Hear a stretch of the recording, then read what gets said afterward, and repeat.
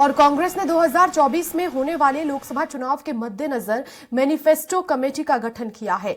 पूर्व वित्त मंत्री और कांग्रेस के सीनियर नेता पी चिदंबरम को घोषणा पत्र समिति का अध्यक्ष बनाया गया है। खास बात यह है कि इस समिति में छत्तीसगढ़ के नेता टीएस सिंहदेव को बड़ी जिम्मेदारी सौंपी गई है। टीएस सिंहदेव को घोषणा पत्र समिति का संयोजक बनाया गया है। ये समिति 2024 लोकसभा चुनाव के घोषणा पत्र तैयार करेगी।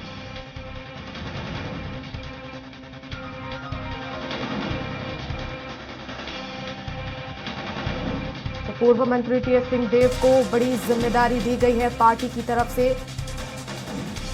घोषणा पत्र समिति के अध्यक्ष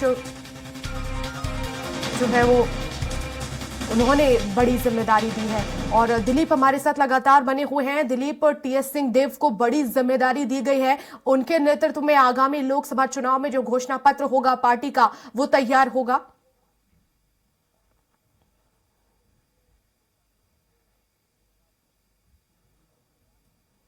नेतृत्व राष्ट्रीय घोषणा पत्र समिति का जो गठन किया गया है उसमें प्रदेश के पूर्व डिप्टी सीएम टीएस सिंहदेव को संयोजक बनाया गया है।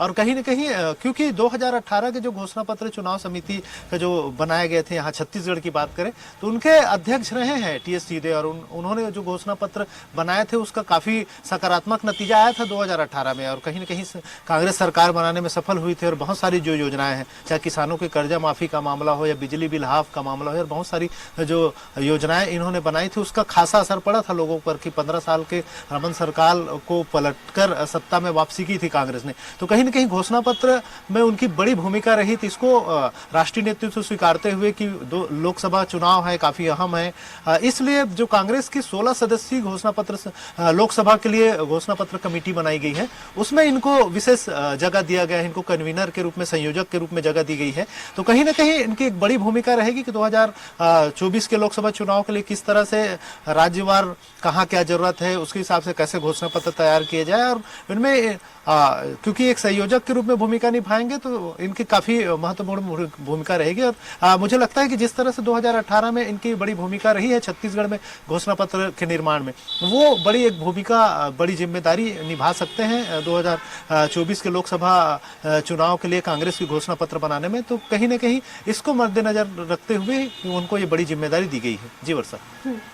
बिल्कुल दिलीप, लेकिन अब आने वाले समय में ये मानकर चला जाए कि लोकसभा चुनाव को लेकर कांग्रेस के जो है और कुछ खास रणनीति भी होंगी, और जिस तरह से एक बड़ी जिम्मेदारी दी गई है, बड़ा चेहरा है छत्तीसगढ़ में, यही वजह है कि एक अहम जिम्मेदारी सौंपी गई है।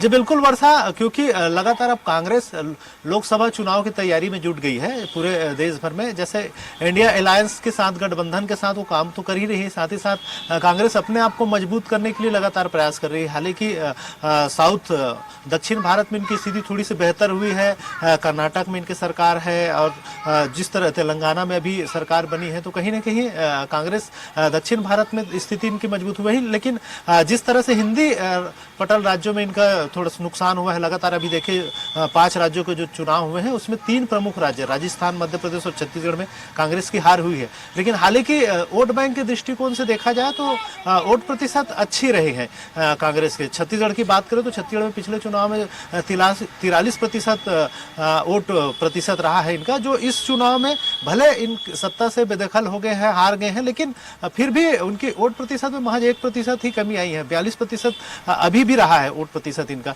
तो कुल मिलाकर कांग्रेस के प्रयास होगा कि लोकसभा चुनाव में इसको भुनाया जा सके और लोकसभा में ज्यादा से ज्यादा सीटें जीत सके, इसकी तैयारी कांग्रेस कर रही है। तो इसमें एक अहम भूमिका घोषणा पत्र की हो सकती है। और घोषणा पत्र समिति का इसलिए निर्माण किया गया है ताकि सभी राज्यों में जहां जहां कांग्रेस की राज्य है, इसके अलावा बाकी जगहों पर कांग्रेस जहां चाहती है, और वहां की लोगों से चर्चा करके वहां की जो जरूरत है उसके हिसाब से घोषणा पत्र तैयार किया जाए। आमतौर पर देखा जाता है कि सभी जगह की अलग अलग जरूरतें होती है, तो घोषणा पत्र का असर तब पड़ता है जब स्थानीय जरूरत को पूरा करने वाली बातें उसमें हो। इसलिए कांग्रेस प्रयास करेगी। ये 16 सदस्यीय टीम ही इसलिए बनाई गई है ताकि सभी राज्यों के जो इसमें नेतृत्व इनको रखा भी गया है, चाहे कर्नाटक के मुख्यमंत्री सिद्धारमैया की बात करें या फिर यूपी से इमरान प्रतापगढ़ी को रखा गया है, इसी तरह के राजू है। तो अलग अलग लोगों को इस घोषणा पत्र समिति में शामिल भी किया गया है। प्रियंका गांधी वाड्रा इस समिति में है, जयराम रमेश है।